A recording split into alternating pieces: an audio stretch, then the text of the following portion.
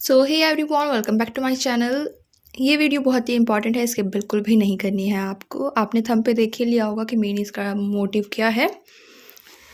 तो ऑनर्स के बाद अगर आपने मास्टर्स कर ली है और इसके बाद अब आप क्या करोगे? सिंपली आपके पास एक ऑप्शन है कि आप नेट को क्वालिफाई करोगे, क्योंकि नेट करने के बाद आप असिस्टेंट प्रोफेसर के लिए भी अप्लाई कर सकते हो, क्योंकि आपको उसमें नेट ज़रूरी होता है। अगर आपका जीआरएफ हो जाता है, आपको ईजिली आपकी पीएचडी में एडमिशन मिल जाता है।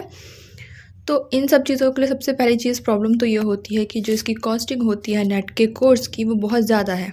जैसे कि आप किसी भी कोर्स को देख लीजिए, किसी का भी कोर्स है, पर्टिकुलरली किसी एक ऐप का नाम नहीं ले रही हूँ मैं, पर आप किसी भी कोर्स को देख लीजिए जो नेट का पेपर 2 करवा रहे हैं, पेपर 1 करवा रहे हैं। पेपर 1 सबका कॉमन होता है, लेकिन पेपर 2 जो भी करवाते हैं उसकी कॉस्टिंग बहुत ज़्यादा है। पर्टिकुलर इंग्लिश में अगर मैं बोलूँ तो मैंने चेक किया है, 14,000 रुपीज़ भी लोग ले रहे हैं। 14,000, 8,000, 24,000।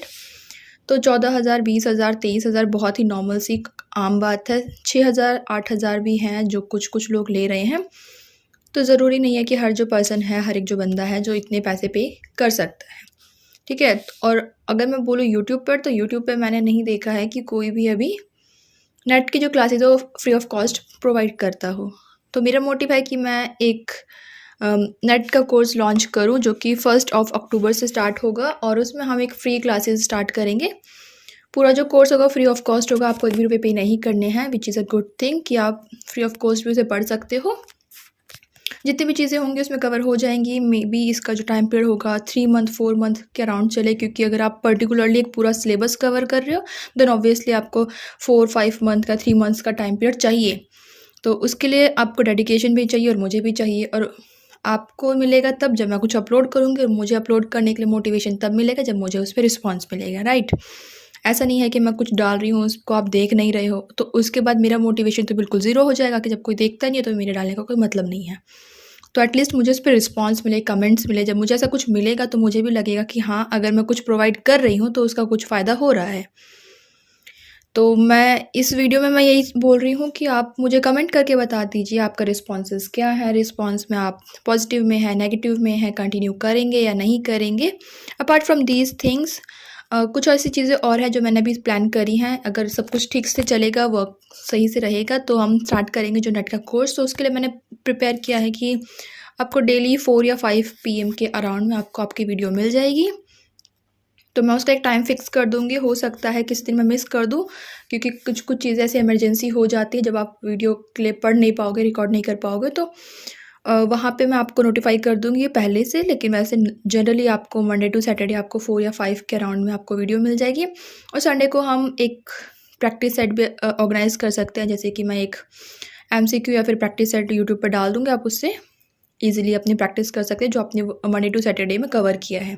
तो उनसे रिलेटेड कुछ क्वेश्चंस होंगे जो आपको सॉल्व करने को मिल जाएंगे, हाईलाइट कुछ होंगे जो आपको मिल जाएंगे। इसको छोड़ के अब गाइडेंस की ज़रूरत सबको होती है ना, कि अगर आप कोई पेपर दे रहे हैं तो इतने पैसे लगाने के बजाय अगर आपको वो चीज़ फ्री ऑफ कॉस्ट मिल रही है, क्योंकि मेन क्या होता है, मेन गाइडेंस होती है।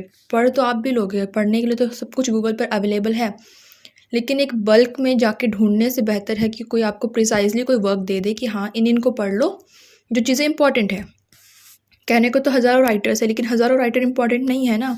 उसमें से कुछ होते हैं, जैसे 100 है, 200 है, जो इंपॉर्टेंट है, उनके वर्क्स इंपॉर्टेंट है। तो ये ज़रूरी है कि आप किस तरीके से उस चीज़ को स्टार्ट कर रहे हैं।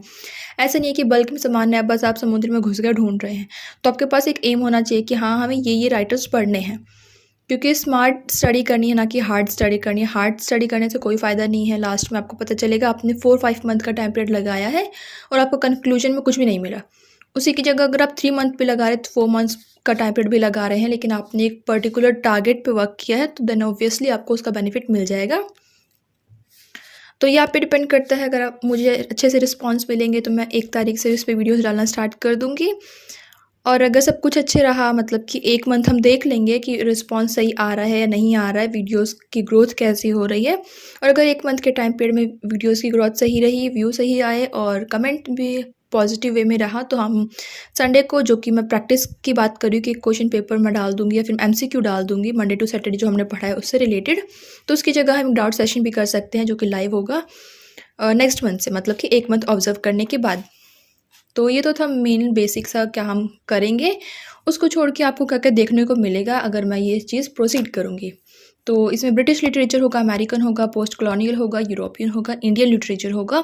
इसको छोड़ के थ्योरी होंगी, थ्योरी और क्रिटिसिज्म होगा, लिटरेरी टर्म्स होंगी, लिटरेरी मूवमेंट्स होंगे, लैंग्वेज और पेडागॉगी के कुछ टॉपिक्स होंगे, इंग्लिश का इंडिया में क्या रोल है, कल्चरल स्टडीज़ कैसी हैं इंडिया में, और रिसर्च मैथडोलॉजी। तो ये कुछ 12-13 जो टॉपिक्स हैं ये हम कवर करेंगे, और हर एक टॉपिक की मुझे लगता है 20 या 25 वीडियोस तो आराम से बनेंगी, क्योंकि पर्टिकुलर अगर मैं ब्रिटिश की बात करूं तो ब्रिटिश में भी बहुत सारे, ब्रिटिश में भी एज ऑफ चौसर आती है, रिवाइवल आती है, एलिजाबेथन आती है।